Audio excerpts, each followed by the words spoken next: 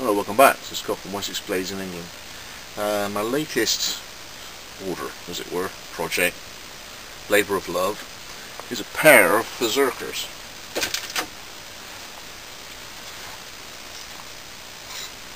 Okay, this has been quite a while to get them to this stage because the sheer thickness of them, the fact that they were leaf springs to begin with, so they were bent like a banana, and I've had to hammer them straight.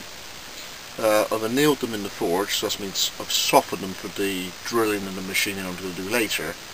And I'm trying to get the finish up a bit, compare with what a leaf spring is, and trying to give a nice flat ground appearance.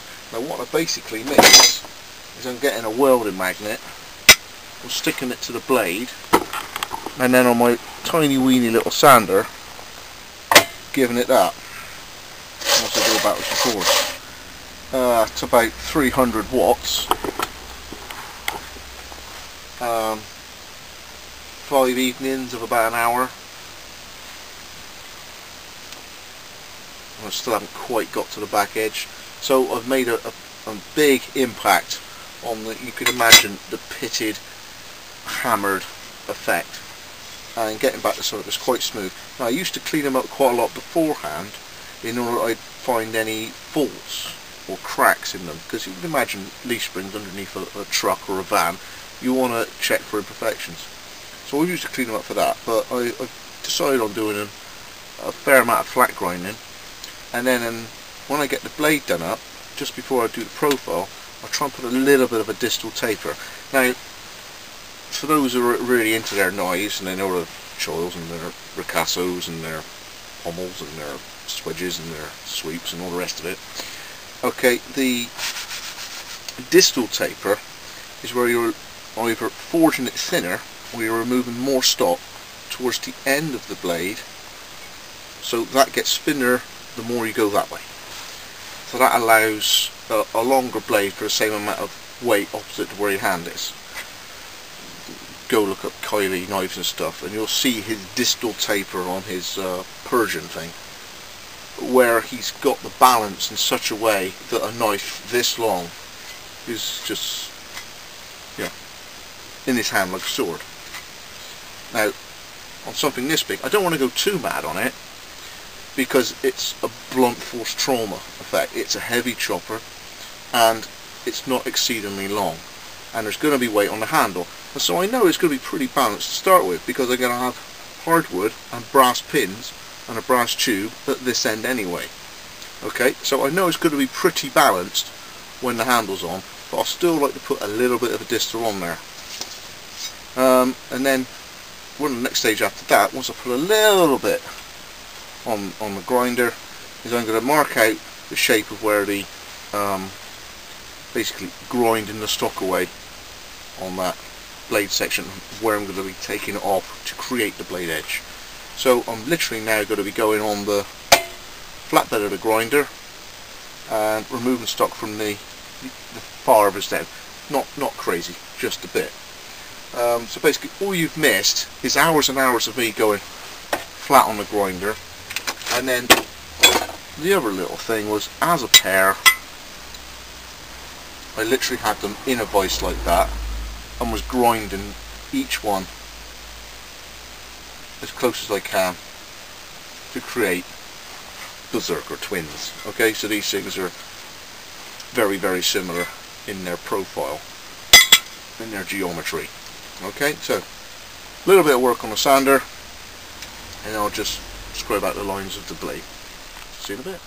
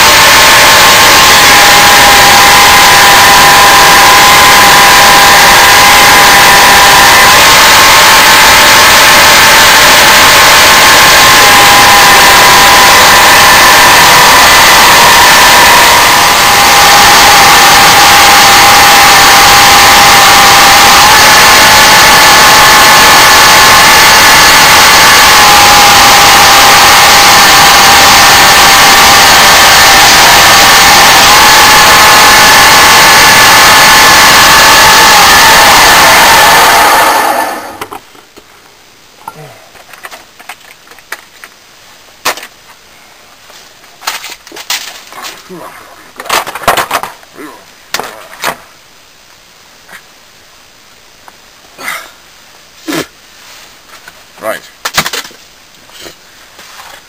So, I'm hoping to get down is from the original flat ground 7mm.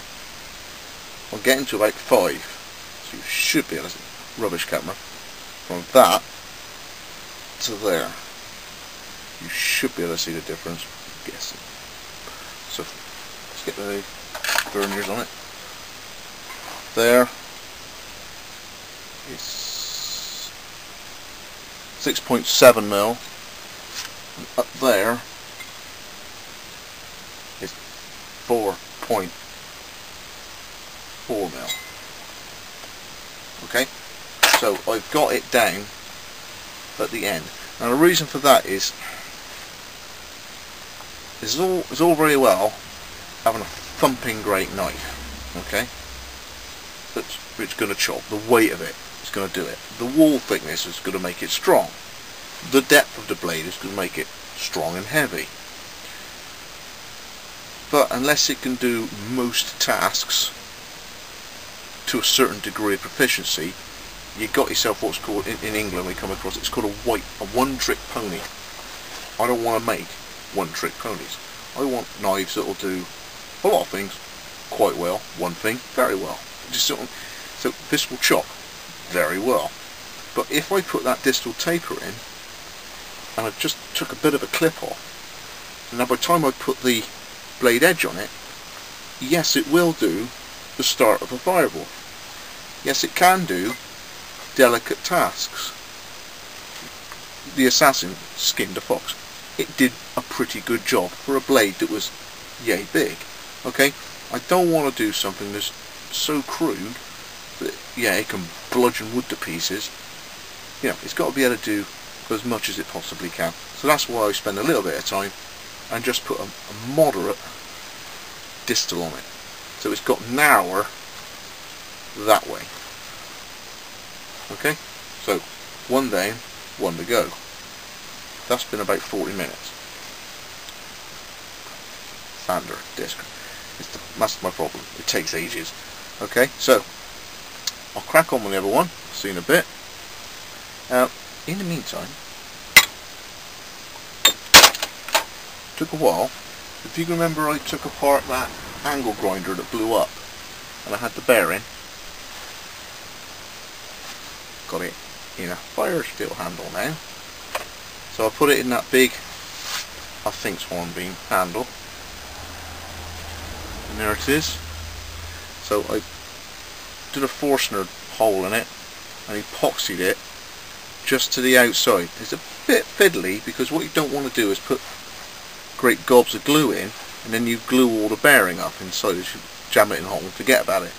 You need to just literally put the epoxy either on the wall or on the side of the bearing as you put it in, and then keep making sure you put your finger on it, turning it as you go in, so there's no way that it'll bind up with the glue. And it's done alright. I haven't tried it out yet, but it does move. I'm quite happy with that. That's one of my blanks I get from my supplier. So a little bit of an update for you there. So I'll crack on with the grinding of the front edge. Hold you everyone, we'll see the bit. Okay, now I've got them within about 1/10 of a mil. There they are. Alright. You say, what sort of accurate jig system do you use? Well, I use my drill press with the drill clamp on the stage. And I put my arm on there every plate, same place, and whatever that cops to, that is my angle. That is my angle. So my arm just goes dum, boom. And there's the angle. And that's what I've ground to. Same one. Same on both knives. Pretty close. Obviously, my stuff is no jigs. It's all on feel. Okay, I'm going to put pieces of wood on there later and I'll get them all balanced up pretty well. They'll end up very, very similar. would be good fun to use. So I'm happy with that for their front ends. And I'll just literally now get a permanent marker, Tesco's, and see if they work. Depends actually. Last time didn't work on camera. Yep, it works. And then an accurate drawing system of about there.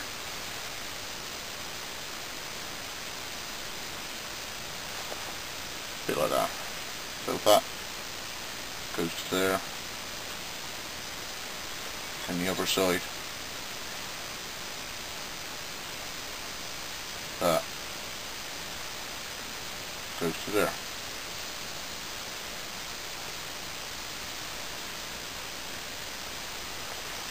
And if I join that line up from that side, and look, see? Joins up. I'll just guide it down.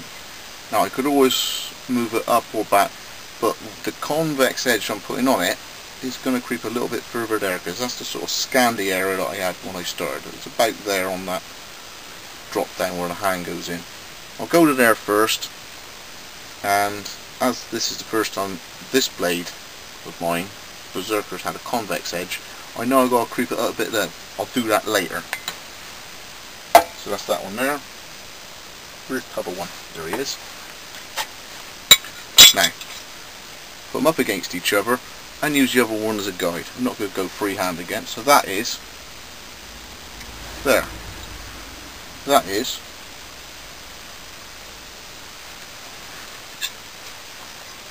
use that one to get a similar. It's there. So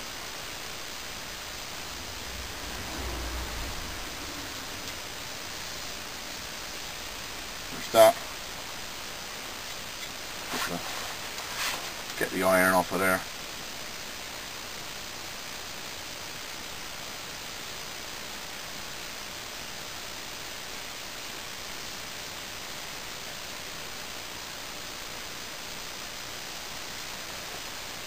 Something like that. And then that'll give me a starting point as to where I'm going to be going, how far up the body of the blade when I do my grinding to get the edge on it. That's going to be a few hours. So once that's there and that's there, I'll show you something else. Just like sharing stuff. Can you remember the enforcer that I had to start again with? I slimmed it all down. Quite how this will end up, I don't know. I flattened that out a bit. Trial mastery. Very simple. Clip. I'm going to take the hump out of that and make that a very thin, squarish. I'll simplify the end on the back there. So I'll lose the fishtail, I think, and just make it quite simple there. A very simplistic, very narrow, almost hoodlummy sort of look to it. Very, very slim, but I have got a slight drop there. It does get wider as it goes out, because I flattened it on the belt grinder. I just went like that with it. So it does get slightly bigger as it goes at that end, just for a bit more whack, you know me, chopping. So when I get bored of the grinding every now and again, I pick this up. Rounded the back off of there as well. A bit thick at the moment, but I'll just pootle this one out over the next sort of 3 or 4 blades. See how it goes. Don't join me again. Have a bit of a rest because I've been grinding for nearly an hour and a half. The problem is the vibration, and the last thing I want to do is do something that's got a repetitive sort of motion to it. So either an angle grinder or a sander, the vibes get to your joints and everything else. So I do a good hour and a half, 2 hours a max, and then that's pull away. If you've overdone it, you'll get a tingling, thumping feeling in your fingers when you go like that, you've gone too far. So you need to remember not to go that far again. So I've given it everything I can tonight, and I'll crack on with you next time.